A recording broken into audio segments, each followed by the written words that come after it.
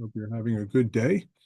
This is Wednesday of Holy Week, and it's kind of a quiet day in terms of the scriptures, but it is a day when many churches in their calendar think about the dastardly deeds of Judas and his betrayal of Jesus. There was a lot going on the whole week. The scriptures themselves tend to focus on the first part of the week and the latter part of the week and can be a little bit silent about the things in the middle, but there's always something for us to contemplate. And that's how I wanted to start off today's podcast is encouraging you, however you get there, to contemplate the importance of the things that happened in Holy Week. Um, I'm always a little uncomfortable calling it Easter because Easter comes from a pagan background, but we don't really celebrate the pagan part at all. So I'm not criticizing anybody for using the word Easter, but many of us will call this Easter weekend or Easter week. Or I do like Holy Week. I like Resurrection Sunday, and I like the idea that we consider the events of this week and the magnitude of what was happening, not only in our lives, but for the history of this world. You see, this is the week when God looked down on his creation and saw what a mess we had made. He didn't first look this week, he had known this from the beginning. But God looked down and looked at the mess and the magnitude of the mess we had made of things because of wrongdoing on our part.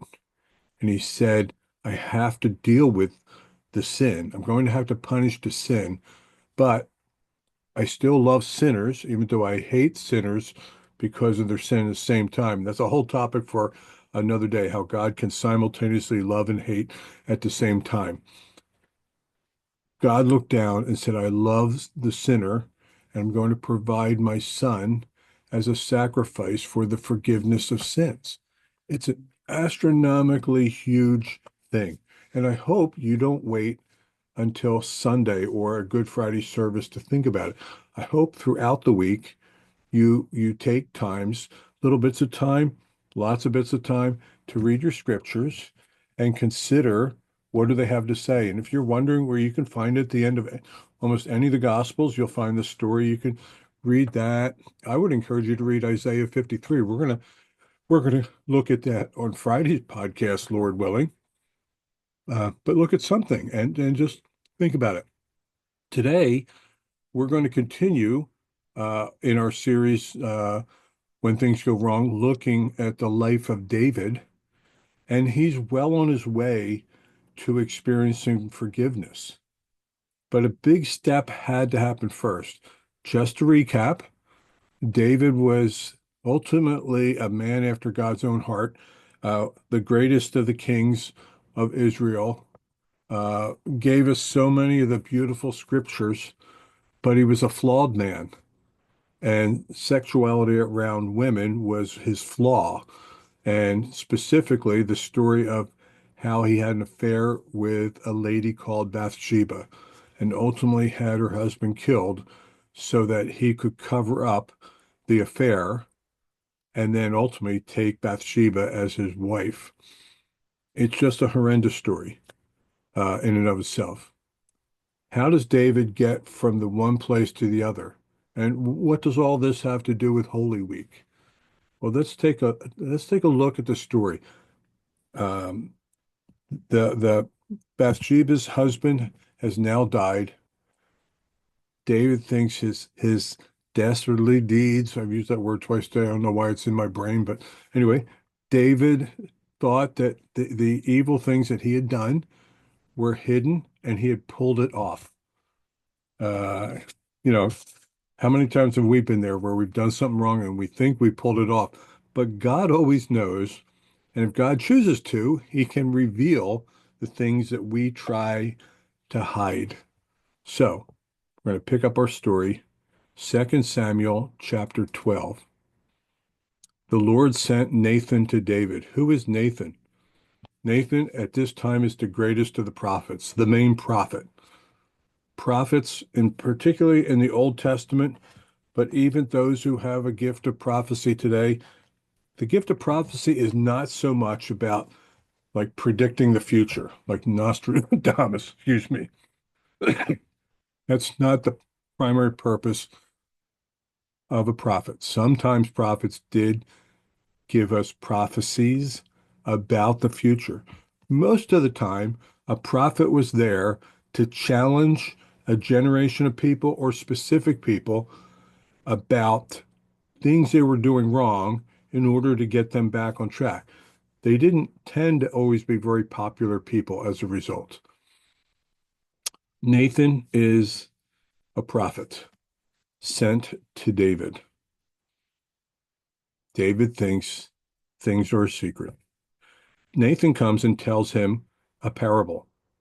There was two men in a certain town, one rich and the other poor. The rich man had a very large number of sheep and cattle, but the poor man had nothing except one little ewe lamb that he had bought. And he raised it and he grew it up within him and his children. So this is a very, very precious lamb. It's a pet. It shared his food, drank from his cup, and even slept in his arms. And it was like a daughter to him. So this modern movement towards treating animals as children, here you go. Here's its roots. That's not the point of today's lesson. Now, a traveler came to the rich man, but the rich man refrained from taking one of his own sheep or cattle to prepare a meal for the traveler. This was very important in a culture that highly valued hospitality, to take care of a stranger, a sojourner, somebody traveling, and he wanted to prepare a very nice meal. He's got lots of sheep. Does he take one of his sheep? No. Instead, he took that ewe lamb that belonged to the poor man and he prepared it for the one who had come to him. Now, I love David's response. He burned with anger against the man and said to Nathan, as surely as the Lord lives, this man who did this must die. He must pay for that lamb four times over because he did such a thing and had no pity. David has no idea that Nathan had just told him a parable about his own life. David thinks his sin was secret. Then Nathan said to David, you are that man. And this is what the Lord, the God of Israel, says. I anointed you king over Israel and delivered you from the hand of Saul. I gave you your master's house to you, your master's wives into your arms. By the way, we counted up David's wives, and we know seven by name, but then it says there were others from Jerusalem. Your master's wives. This is Saul's. He took Saul, after Saul died, King Saul died, he took his wives as his own wives.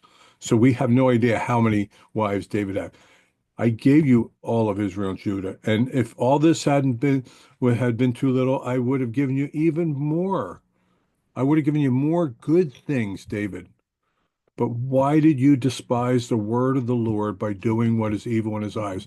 I want you to remember that phrase because we're going to come back to that phrase when we look at Psalm 51 next week. Why did you despise the word of the Lord by doing what is evil in his eyes? You struck down Uriah the Hittite, that's Bathsheba's husband, with the sword. Now, David did not do it. If you remember the story, David got other people to do it, but David is being held accountable. And you took his wife to be your own, and you killed him with the sword of the Ammonites. Now, therefore, the sword will never depart from your house because you despised me and took the wife of Uriah the Hittite to be your own. And this is what the Lord says, out of your own household, I'm going to bring calamity on you. Before your very eyes, I will take your wives and give them to one who's close to you. It actually was his own son. And he will sleep with your wives in broad daylight. Here, let's use it again. What a despicable thing that person was going to do. You did it in secret, but I will do all these things in broad daylight before the Israelites. Then David said to Nathan, I have sinned against the Lord. You see, we're going to maybe come back to the rest of the story next week because we're running out of time. The first step towards experiencing the forgiveness of God and the first step towards appreciating the magnitude of Holy Week, of what Jesus was doing on the cross, going into a tomb for 3 days, rising from the tomb, leaving an empty tomb behind. The importance of all that is understood when we understand we ourselves are sinful people in need of the forgiveness of God. Ultimately, the forgiveness that David experienced was going to be based on what Jesus did on the cross. The forgiveness that we experience in our lives that can be so life-changing, it only happens because Jesus died on a cross and paid for the sins. He absorbed the wrath of God on himself so that we didn't have to experience it. And that's the wonder of Holy Week. So I hope you have a good couple days, Lord willing. I hope to see you on Friday, but I hope you also have a blessed Friday, a blessed Sunday, and a good weekend as it comes. But between now and then, I hope you have a good couple of days.